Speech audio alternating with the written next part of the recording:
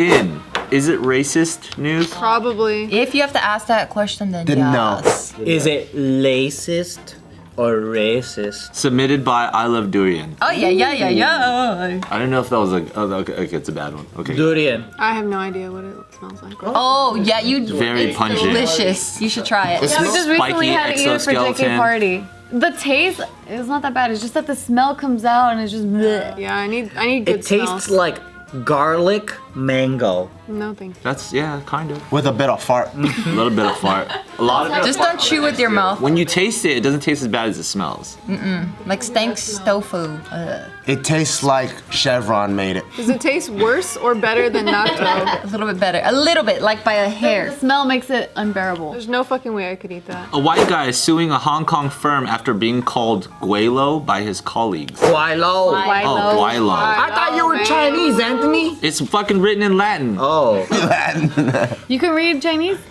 That's not Chinese. No, but like you can read Chinese? No, I can't.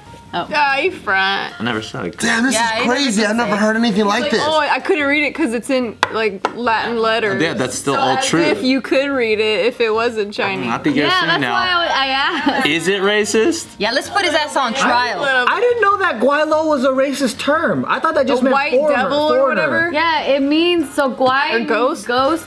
/devil and lo means man. So it literally Devil means man? ghostly /devil man. Yeah. And then It means like white devil. So what's the correct term of white people? Caucasian. Is there like a Caucasian word in I don't know, Chinese? American Cantonese, man or But in Mandarin probably it'd be his like religion. white person, like Byron. would Like it be I never heard of the correct term of white person. I've always heard people call him Gwai-lo. because it's so endearing too. Like in the Cantonese culture, talking shit is such an affectionate language. Yeah, And like- vulgar at the same time. Well, it's just really blunt. Yeah. There's no Like they're like tact. funny nicknames, right? Because there's another one that's like Bak Kwai or some shit like that. I wish I had a Cantonese person in here. It's more descriptive than it is like racist. Like, Yeah. Vietnamese will say like a white American is like mi chang, and it's literally like American white.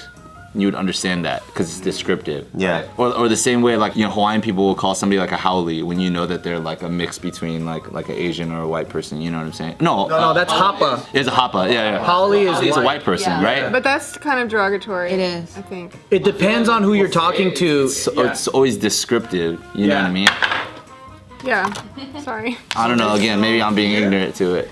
No, in Hong Kong. So this British Australian man, he was working for this construction company and he was in charge of a project and he said that he was discriminated because he didn't speak Chinese and that he wasn't Chinese and that they would always call him a Gwai-lo. I think that happens in every country with white people. Cause like even in Mexico, like my family looks kind of white. So whenever my sister and her boyfriend would try to go and buy something, I mean obviously she understands Spanish, but they were like, oh, just give him like the white people price. So they're And she's like, what the fuck? I know what you're saying. I'm Mexican. They're like, oh shit, my bad. Like, yeah, you get the local price. But this also happens everywhere too, because like when I Yeah. was in the military, like if I was with a bunch of Mexican dudes, I'm just the automatic chino. Like I just feel like it's just so normal. Yep.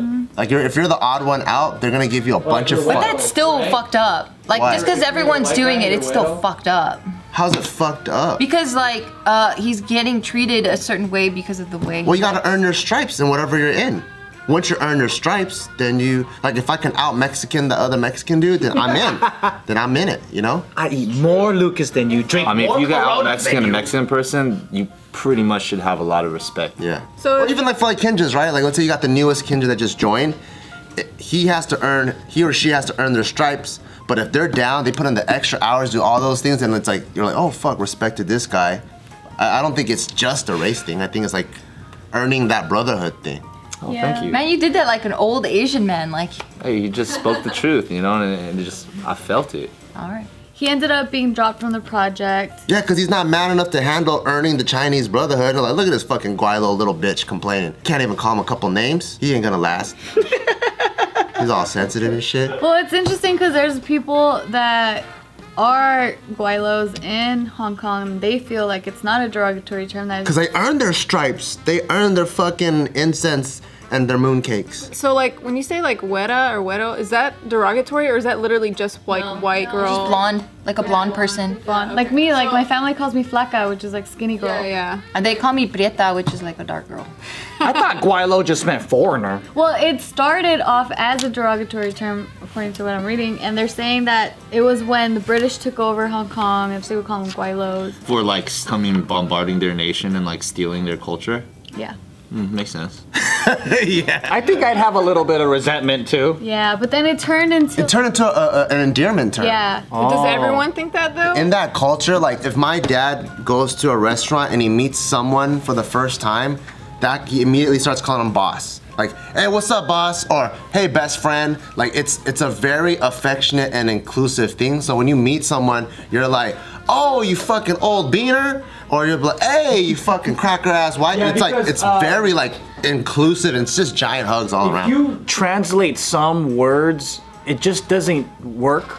Because like sometimes you call someone fat ass, but that means like you Like love little them like pudgy or yeah. something. But then yeah. Yeah, like in that one Netflix movie with the war thing with Brad Pitt. Glorious Bastard? No, the other one, the Netflix. Oh, Fury? No, not. I don't know actual- what the fuck. Anyways, there's a moment where like they're in the Middle East and the guy's like, why do you call us like motherfuckers? In my country it's not good to like fuck mothers. And he's like, no. In our country it's not good to fuck mothers either. Yeah. You know what I mean? But it's just like it's terminology. So like maybe there is like a literal translation of like devil man or whatever. But like yeah, same Doesn't thing. mean that anymore. Yeah. They're just using it to see if he's man enough to earn like- his stripes. That's like if you know sometimes you talk to your friends, you'll be like, hey fucker. Yeah, like I called Jess a bitch right now, or like when she walked in. You're like, yeah, hey bitch, or like whatever. So I think it depends on intent and If you're there's so close to much that context person. that goes on, And I think it happens in most ethnic culture, like in most, I guess, well, he's from the UK or something. He's a British Australian. Oh, but like in Mexican culture, like you call people by their insecurities, or like if they're fat, you're gonna call them fat, and that's like a term of endearment. Yeah, my mom's a huge roaster. But like white people Yeah. can't get away with that though. You know what I mean? Like no one feels bad for this. No one, You can't tell black people like, hey Edward.